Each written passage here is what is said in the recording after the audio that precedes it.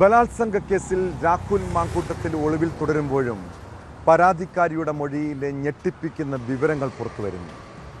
ബംഗളൂരുവിൽ താമസിക്കുന്ന 23-കാരി നൽകിയ മൊഴിയിൽ താൻ നേരിട്ട ക്രൂരപീഡനങ്ങളെക്കുറിച്ച് വിവരിക്കുന്നുണ്ട്.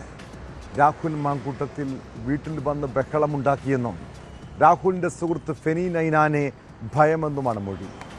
രാഹുലും ഫെനിയും ചേർന്ന് പ്രതികാരം ചെയ്യുമെന്ന് ഭയന്നാണ് പരാതി നൽകാൻ വൈകിയതെന്നും യുവതി പറയുന്നു.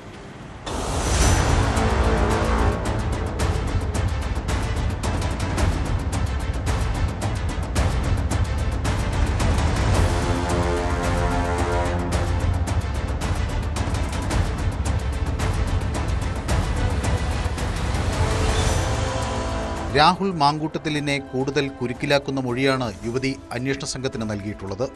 കേസിന്റെ ആദ്യഘട്ടത്തിൽ കൃത്യമായ മേൽവിലാസമില്ലാതെ ഒരു ഇമെയിൽ വഴിയായിരുന്നു മാങ്കൂട്ടത്തിലിനെതിരായ രണ്ടാമത്തെ പരാതി പോലീസിന് ലഭിച്ചത്. പരാതിക്കാരി മൊഴി നൽകുമോ എന്നായിരുന്നു പോലീസിനെ കുഴപ്പിച്ച ചോദ്യം.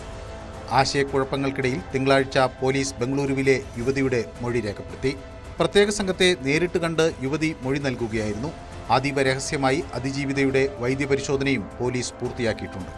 സംസ്ഥാനത്തിന് പുറത്തു താമസിച്ചിരുന്ന യുവതി കേസ് അന്വേഷണത്തിൽ സഹകരിക്കാനായാണ് കേരളത്തിൽ എത്തിയത്. വിവാഹക്കാരിയുമായി ബന്ധപ്പെട്ട് രാഹുൽ മാങ്കൂട്ടത്തിൽ വീട്ടിൽ വന്ന് ബഹളമുണ്ടാക്കിയിട്ടുണ്ടെന്നും യുവതി പറയുന്നു.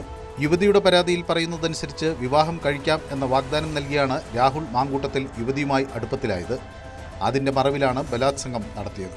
എന്നാൽ യുവതിയുടെ വീട്ടുകാർക്ക് ഈ ബന്ധത്തിൽ താൽപ്പര്യമുണ്ടായിരുന്നില്ല.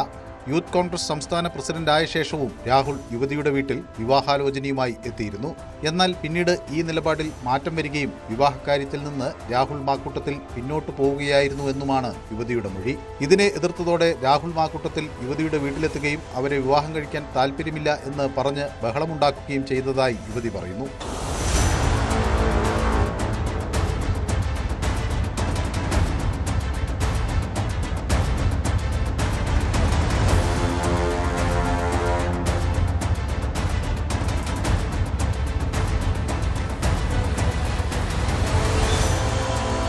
രാഹുലിന്റെ സുഹൃത്ത് ഫെനി നൈനാനെ ഭയമാണെന്നും ഫെനി ഉൾപ്പെടെയുള്ള രാഹുലിന്റെ സംഘത്തിൽ നിന്ന് പ്രതികാര നടപടികൾ ഉണ്ടാകുമോ എന്ന് ഭയന്നാണ് സംഭവത്തെക്കുറിച്ച് ഇതുവരെ പരാതി നൽകാതിരുന്നത് എന്നും യുവതി മൊഴിയിൽ വ്യക്തമാക്കിയിട്ടുണ്ട്.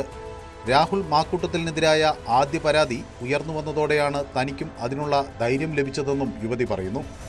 പീഡനം നടന്നുവെന്ന് പറയുന്ന ഹോം സ്റ്റേയുടെ അടുത്തുള്ള മറ്റൊരിടത്തു വെച്ചാണ് പോലീസ് യുവതിയുടെ മൊഴി രേഖപ്പെടുത്തിയത്.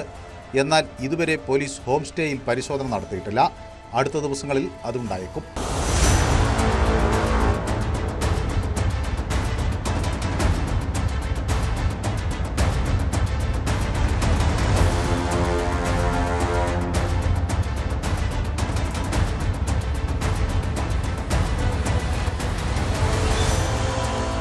ന്യൂസ് 18 ബംഗളൂരു.